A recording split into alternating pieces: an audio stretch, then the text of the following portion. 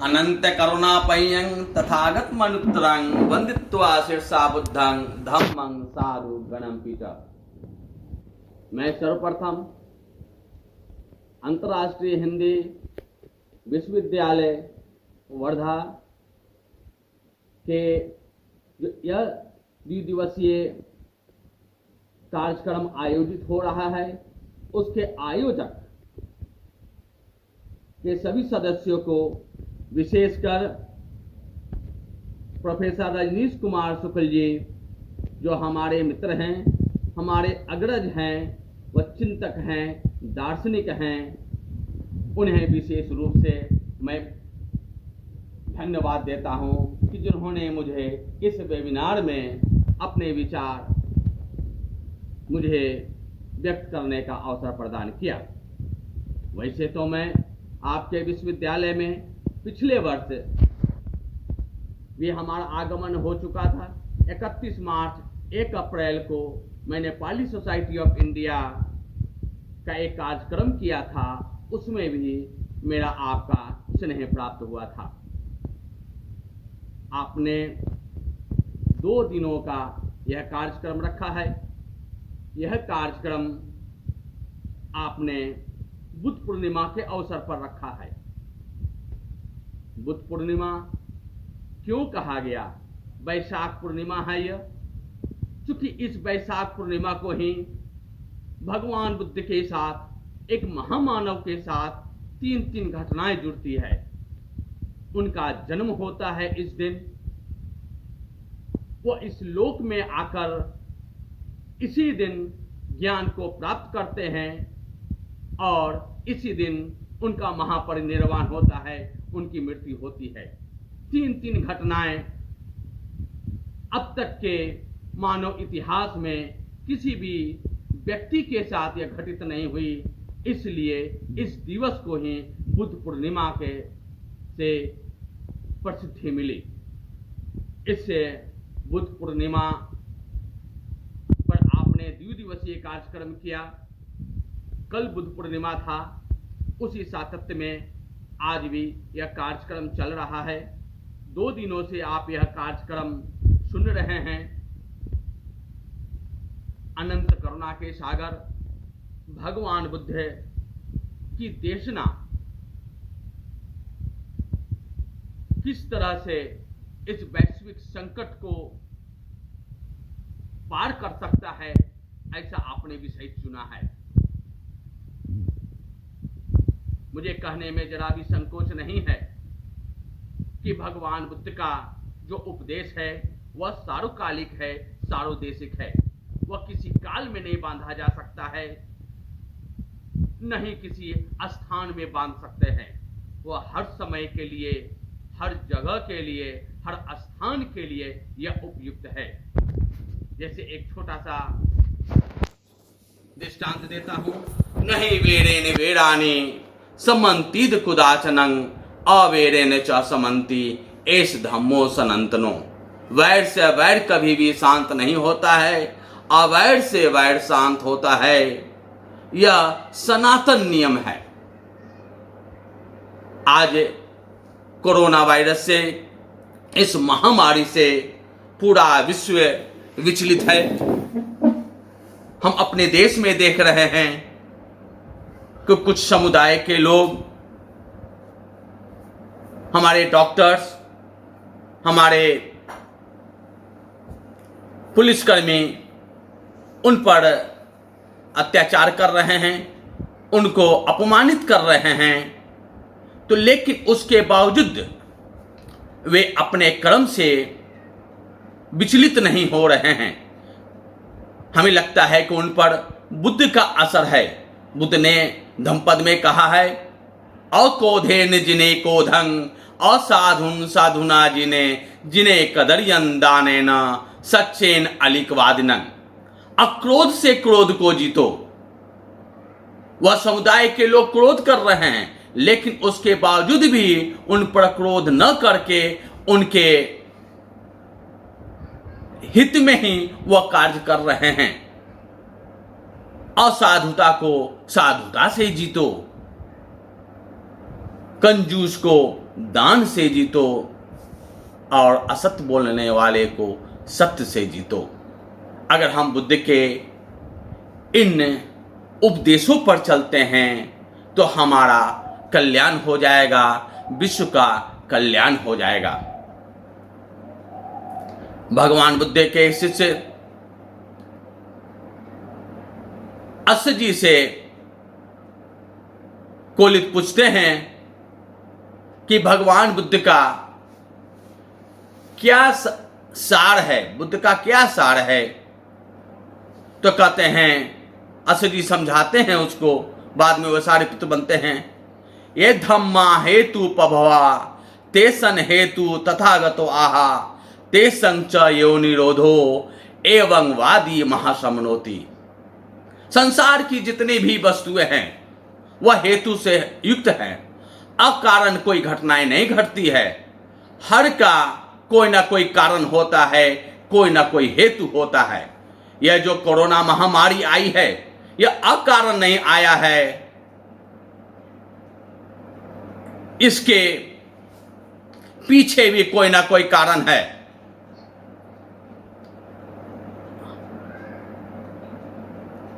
आवाज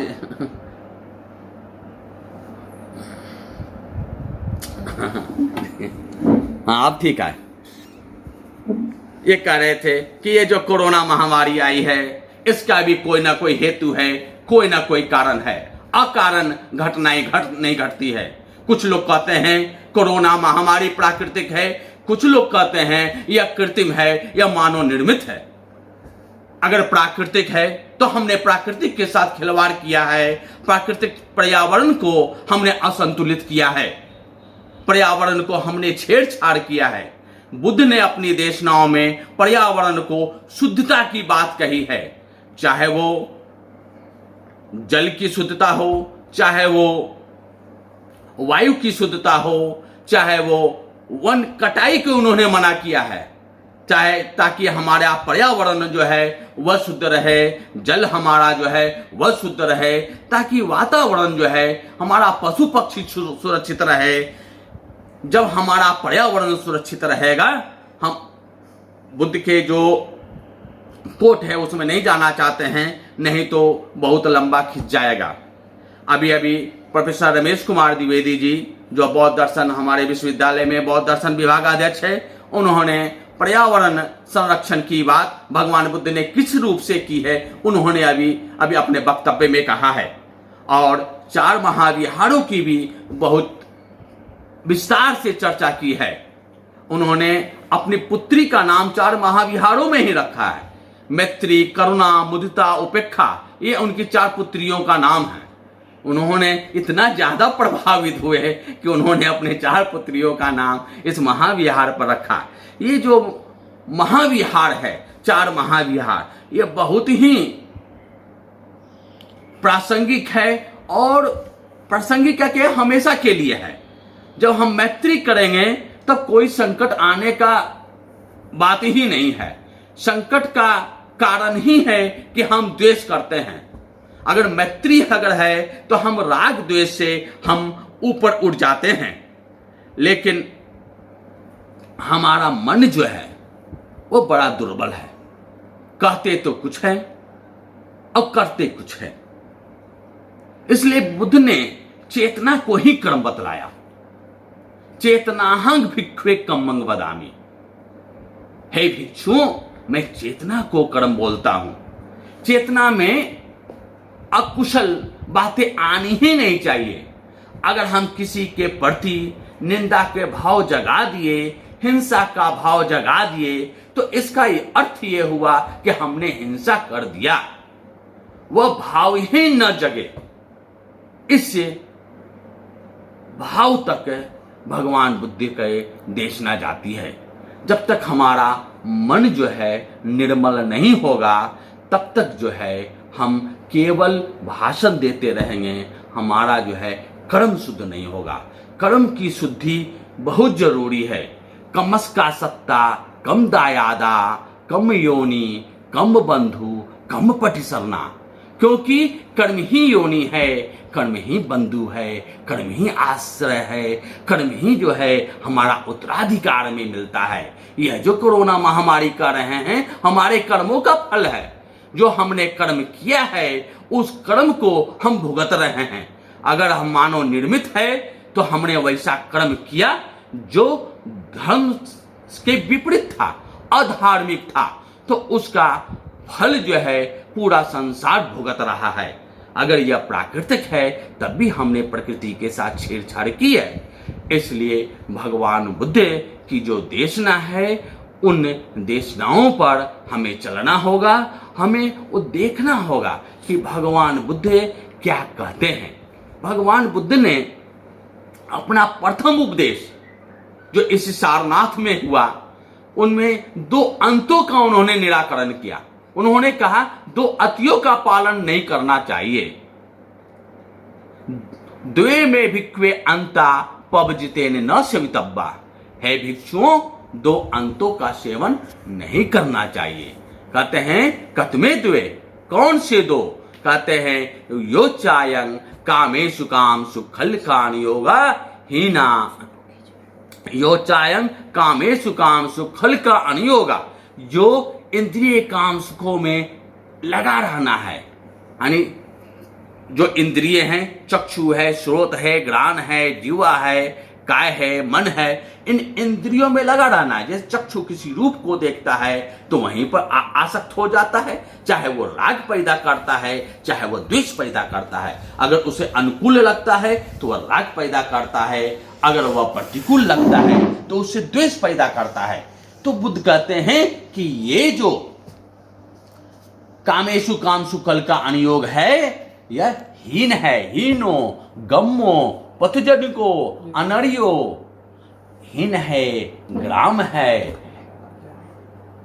आम जनता के लिए है, बहुत नीचे कैटेगरी के लोगों के लिए है। जो आप जो है अच्छा बनना चाहिए, अच्छे बनने के लिए इंद्रिय सुखों में लिप्त नहीं रहना है, हीन से हमें ऊपर उठना है। ऐसा भगवान बुद्ध ने अपना प्रथम जो उपदेश थे उसी में प्रथम अंत को बतलाया। दूसरा अंत वे कहते हैं यो चायं अतकील मथानु योगो दुखो अनर्यो अनर्थनितो, ये जो काय क्लेश में लगा रहना है, अपने शारीरिक कष्ट में लगा रहना है कि हम शरीर को कष्ट देकर ज्ञान प्राप्त कर लेंगे, बुद्ध कहते हैं उससे भी कुछ लाभ होने वाला नहीं है।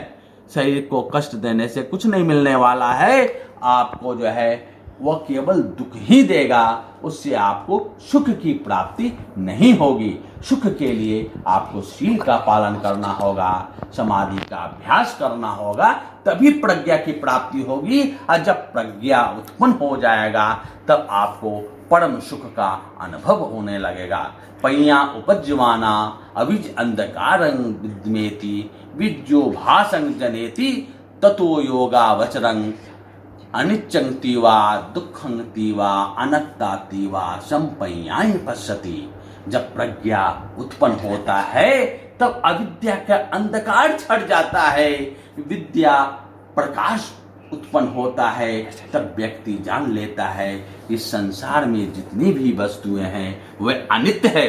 क्योंकि वह अनित्य है तो वह कभी भी सुखदायक नहीं हो सकता है, वह दुख ही दुख देगा। इसलिए बुद्ध कहते हैं कि इस राग द्वेष से आप ऊपर उठो। जब संसार की सारी वस्तुएं अनित्य है तो आप उसमें लिप्त क्यों होना, तो आप अनासक्त भाव से निष्काम कर्म करें।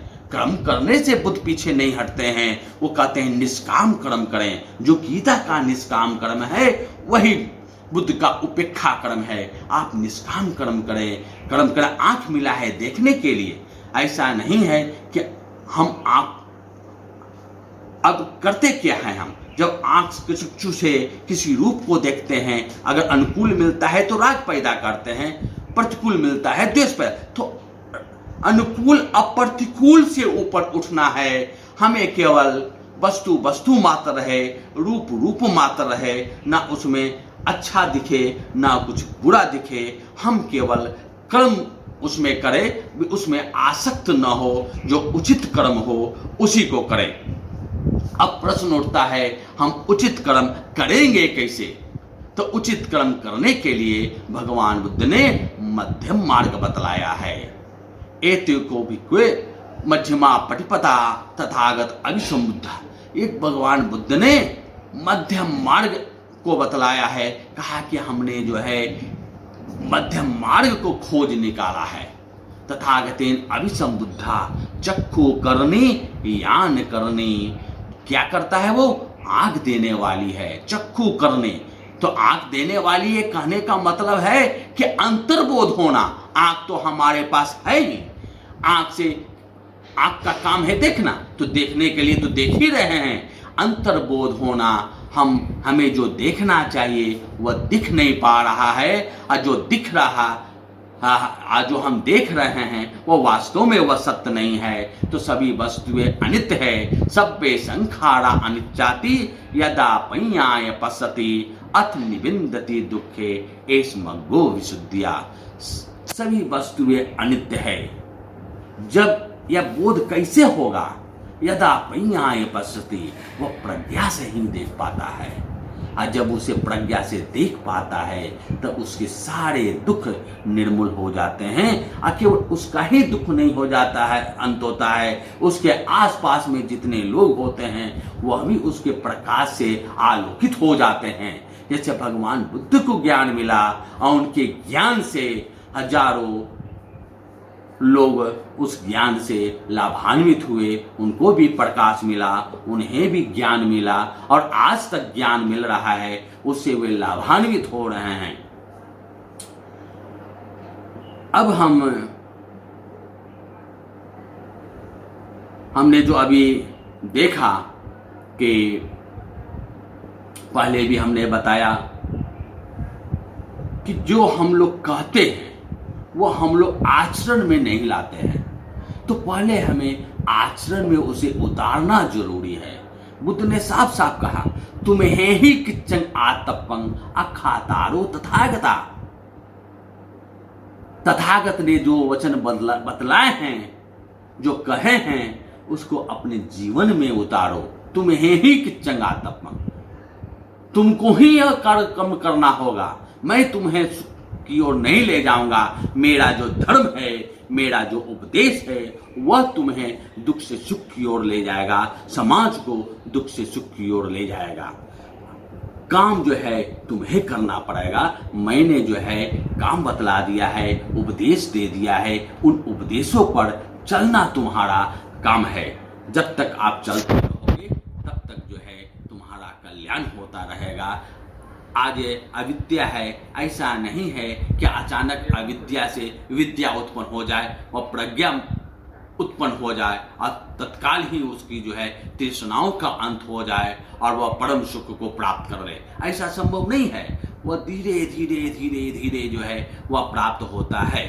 सहस्रं पीपियं दुखं पी सहस्रं, शतं पीपियं दुखं पी शतं, एकं पियं दुखं पी एकमेव, नत्थि पियं दुखं पी नत्थि। अगर आपने 1000 प्रिय बना रखा है तो आपके दुख भी 1000 है। अगर आपके पास 100 प्रिय है तो दुख भी 100 है। अगर 1 प्रिय है तो दुख भी 1 है। इसलिए आपके अंदर राग द्वेष की मात्रा जितनी अधिक रहेगी, आपके अंदर क्रोध, मोह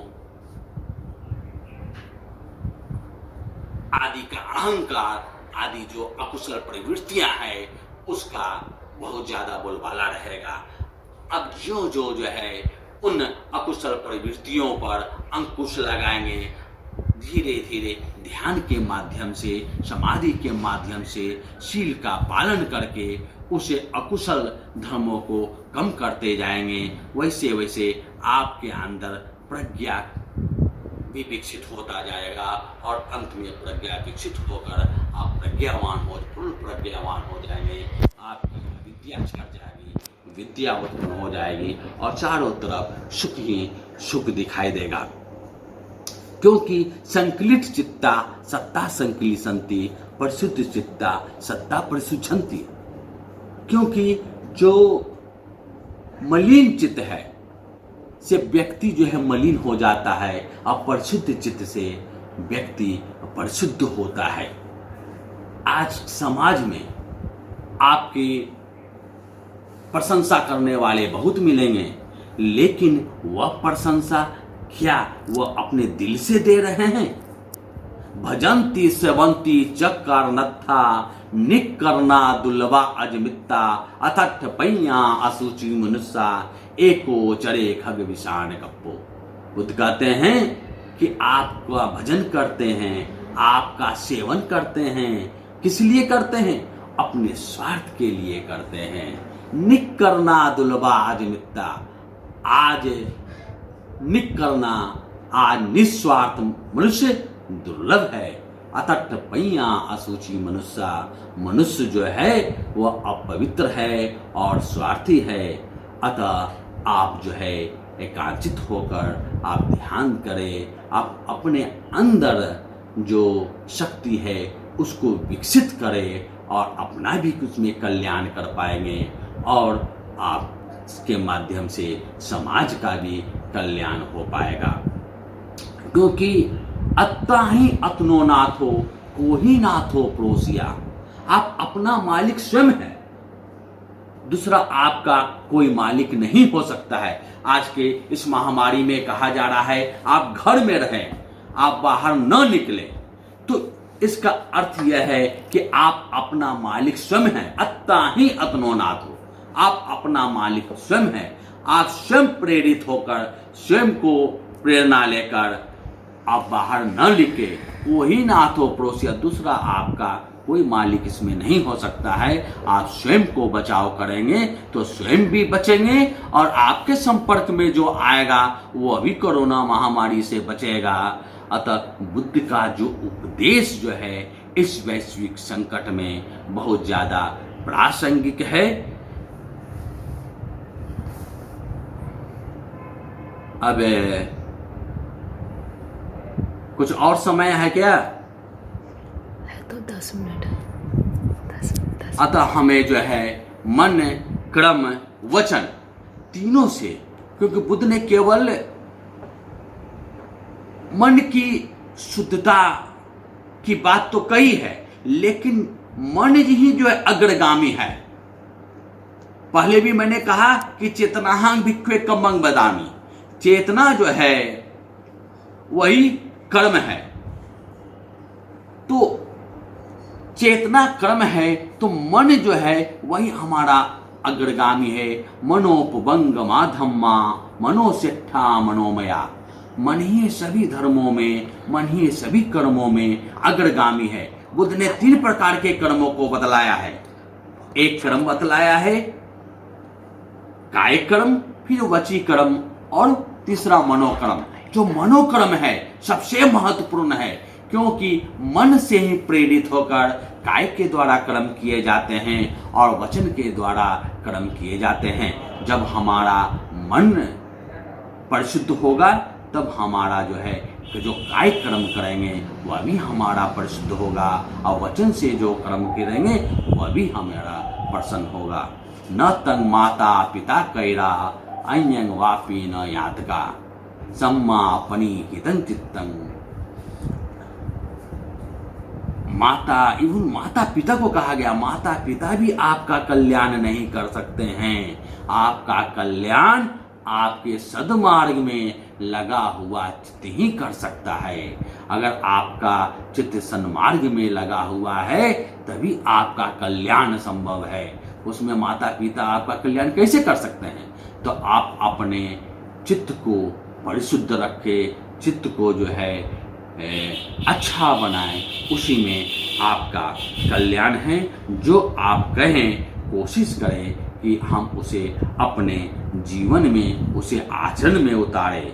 इसलिए बुद्ध ने कहा कायेन सनवड़ो साधु, साधु वाचाय सनवड़ो, मनसा सनवड़ो साधु, साधु सनवत सनवड़ो, सपथ सनवतो भिक्खु सब दुखा पमुचती।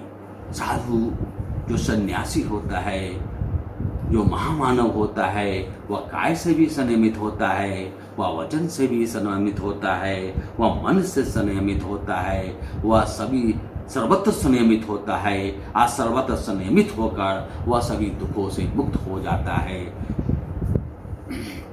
अतः हम अपने जीवन में केवल बुद्ध का उपदेश बांचने के लिए, भाषण देने के लिए, केवल कहने के लिए, दूसरे को प्रेरित करने के लिए नहीं है। पहले हम अतदीपक हो, पहले हम अपने आप को प्रकाशित करें और तब हम दूसरे को भी प्रेरणा देने में ज़्यादा सक्षम होंगे। भगवान बुद्ध ने पहले स्वयं को ज्ञान प्राप्त किया, तब उन्होंने दूसरे को उपदेशित किया। तो हमारा प्रयास होना चाहिए इस बुद्ध पूर्णिमा के अवसर पर कि बुद्ध की जो देशना है उसे हम अपने जीवन में आत्मसात करें। यथा ही एकेन चक्रेन रथस् न जायते गति एवं पटपत्ति विकलं परियत्ति न सिजति। जिस तरह से एक चक्का से गाड़ी नहीं चल सकती है, उसी तरह से आचरण के बिना भगवान बुद्ध के उपदेशों का कोई लाभ नहीं है। बहुवम पीछे सनितं भासमानो न तकड़ो होती नरोपमत्तो गोपो वो गावो गणेम परेशं न भागवा समय होती। जिस तरह से बहुत से ग्रंथों का, बहुत से भगवान बुद्ध के उपदेशों का अगर आप भाषण देते हैं, केवल कहते हैं, तो उसे आपका कल्याण नहीं होना है।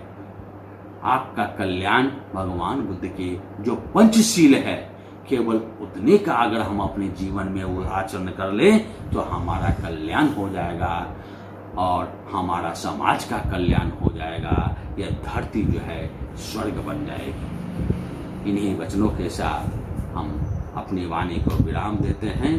भवतु सम्मा।